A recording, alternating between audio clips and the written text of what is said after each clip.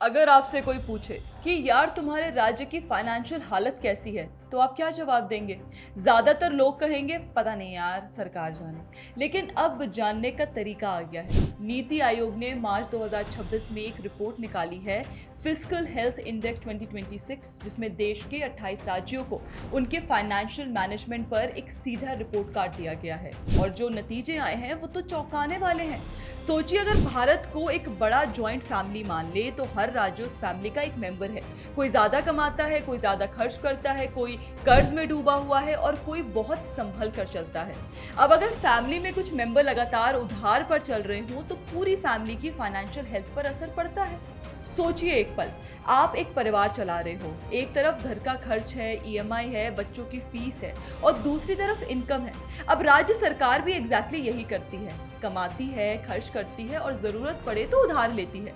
Fiscal health index basically यही मापता है कि हर राज्य यह घर कितनी समझदारी से चला रहा है। और ये हमारे लिए मैटर क्यों करता है? क्योंकि जब राज्य सरकार के पास पैसे नहीं होते तो सबसे पहले कट होती है स्कूलों की फंडिंग, हॉस्पिटल्स की मेंटेनेंस, सड़कें और वो योजनाएं जिनका फायदा सीधे हमें मिलता है। आईएमएफ की रिपोर्ट कहती है कि ग्लोबल पब्लिक डेट 2024 में $102 ट्रिलियन पहुंच गया है। स्टेट गवर्नमेंट का कर्ज देश के टोटल गवर्नमेंट डेट का करीब 1/3 हो गया है। यानी राज्यों की फाइनेंशियल हेल्थ का सीधे हमारे जीवन पर असर होता है। अब आप बोलेंगे ये फिस्कल हेल्थ इंडेक्स होता क्या है? सिंपल भाषा में समझें, ये एक कॉमन रिपोर्ट कार्ड है जिसमें नीति आयोग ने 18 बड़े राज्यों और 10 नॉर्थ ईस्टर्न और हिमालयन राज्यों की वित्तीय हालत को 5 बड़े पैरामीटर पर मापा है। नीति आयोग ने यह इंडेक्स 5 पैरामीटर पर बनाया है। आइए हम समझते हैं इसे आसान भाषा में। पहला है क्वालिटी ऑफ एक्सपेंडिचर, मतलब राज्य सरकार जो पैसे खर्च कर रही है वो जा कहाँ रहे हैं, स्कूल अस्पताल बनाने में या सिर्फ सैलरी पेंशन देने में। दूसरा है रेवेन्यू मोबिलाइजेशन, राज्य सरकार खुद कितना कमाती है बिना केंद्र सरकार की मदद के। तीसरा है फिस्कल प्रूडेंस, यानी राज्य जरूरत से ज्यादा उधार तो नहीं ले रहा। चौथा है डेट इंडेक्स, कर्ज का बोझ कितना है। और पांचवा है डेट सस्टेनेबिलिटी, क्या यह कर्ज आगे चलकर और बढ़ता जाएगा या कंट्रोल में रहेगा। देखिए, इन पांचों को मिलाकर एक स्कोर बनता है और उस स्कोर से रैंकिंग होती है। अब आते हैं वो सवाल जो सबसे ज्यादा इंटरेस्टिंग है, कौन सा राज्य टॉपर है और कौन फेल हो रहा है। नीति आयोग की इस रिपोर्ट के मुताबिक उड़ीसा बड़े राज्यों में सबसे ऊपर है। सबसे पहले बात करते हैं उड़ीसा की। स्कोर है 73.1, बाकी सबसे काफी आगे। अब आप सोचेंगे उड़ीसा तो बड़ा डेवलप स्टेट नहीं है, फिर नंबर 1 कैसे?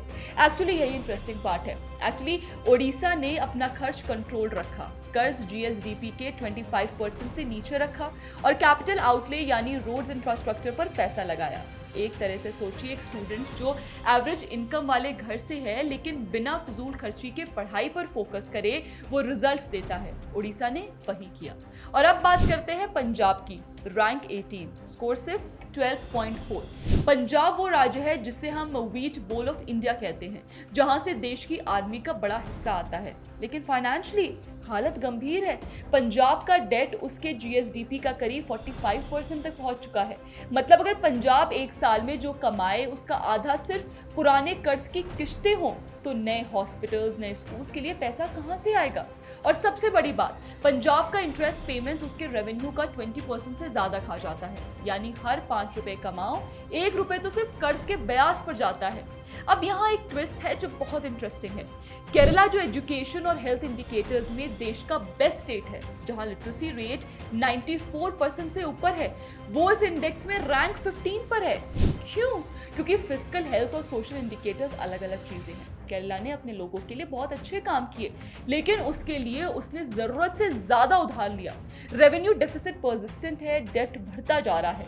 ये ऐसा है जैसे कोई अपने बच्चों को बेस्ट एजुकेशन दिलाए, क्रेडिट कार्ड पर शॉर्ट टर्म में सही लगता है लेकिन लॉन्ग टर्म में प्रेशर बढ़ता है। इस बार रिपोर्ट कार्ड में एक नई चीज भी है। पहली बार नॉर्थ ईस्टर्न और हिमालयन स्टेट्स को अलग रैंक किया गया है। अरुणाचल प्रदेश इसमें टॉप पर है और उत्तराखंड नंबर 2 पर। वहीं हिमाचल प्रदेश और मणिपुर सबसे नीचे हैं। इन स्टेट्स की कंडीशन थोड़ी अलग होती है। इनकी ज्योग्राफी टफ है, पॉपुलेशन स्पार्स है, इनका 80% से ज़्यादा रेवेन्यू सेंट्रल गवर्नमेंट के ट्रांसफर से आता है, इसलिए इन्हें मेजर स्टेट्स के साथ कंपेयर करना फेयर नहीं था और नीति आयोग ने यही समझदारी दिखाई। तो ओवरऑल पिक्चर क्या है? एक दशक का डाटा देखें तो जो राज्य पहले से अच्छे थे वे और अच्छे होते जा रहे हैं, जो स्ट्रेस्ड है वो और ज्यादा प्रेशर में आ रहे हैं, यानी फिस्कल गैप बढ़ रहा है। उड़ीसा, गुजरात, महाराष्ट्र, इन राज्यों की ट्रैजेक्टरी ऊपर है। पंजाब, वेस्ट बंगाल, केरला, आंध्र प्रदेश, इनकी फिस्कल कंडीशन स्ट्रक्चरली वीक बनी हुई है। रिपोर्ट ये भी कहती है कि इन स्टेट्स को अपना जीएसटी बेस ब्रॉड करना होगा, सब्सिडी रैशनलाइज करनी होगी और ऑफ बजट बोरोइंग्स पर लगाम लगानी होगी। अगर बिगर पिक्चर देखें तो नीति आयोग की ये रिपोर्ट एक क्लियर मैसेज देती है। भारत की मैक्रो इकोनॉमिक स्टेबिलिटी सिर्फ सेंटर की फिस्कल पॉलिसी से नहीं, स्टेट्स की फाइनेंशियल हेल्थ से भी इक्वली जुड़ी है, क्योंकि स्टेट्स कुल पब्लिक एक्सपेंडिचर का लगभग 2/3 और टोटल रेवेन्यू का करीब 1/3 हिस्सा संभालते हैं। पिछले 10 साल में जहां कुछ स्टेट्स ने कैपिटल एक्सपेंडिचर बढ़ाकर रेवेन्यू बेस मजबूत करके और डेट कंट्रोल में रखकर खुद को अचीवर की जगह पर पहुंचाया है, वहीं कई states welfare commitment, subsidies, high salaries, pensions और हाई इंटरेस्ट पेमेंट्स में इतने फंस गए हैं कि डेवलपमेंट और इंफ्रास्ट्रक्चर पर खर्च करने का स्पेस बहुत कम बचा है। रिपोर्ट साफ सजेस्ट करती है कि स्टेट्स को जीएसटी बेस ब्रॉडन करना होगा, ओन टैक्स एफर्ट्स बढ़ाने होंगे, सब्सिडीज रैशनलाइज करनी होगी, ऑफ बजट बोरोइंग पर कंट्रोल रखना होगा और मीडियम टर्म फिस्कल प्लानिंग अपनानी होगी, तभी डेट पाथ सस्टेनेबल रह पाएगा और विकसित भारत 2047 वाला विजन रियलिस्टिकली अचीवेबल होगा। तो दोस्तों, अगली बार जब आपकी स्टेट गवर्नमेंट कोई बड़ा अनाउंसमेंट करे तो एक सवाल जरूर पूछिए, पैसे कहां से आएंगे? क्योंकि अब आपके पास डेटा है। नीति आयोग का यह फिस्कल हेल्थ इंडेक्स पब्लिक है, फ्री है और हर साल आएगा। अगर आपको यह वीडियो हेल्पफुल लगी तो लाइक करिए और अपने राज्य के बारे में कमेंट में बताइए, आपका स्टेट कौन से कैटेगरी में है, अचीवर, फ्रंट रनर, परफॉर्मर या एस्पिरेशनल। मिलते हैं अगले वीडियो में।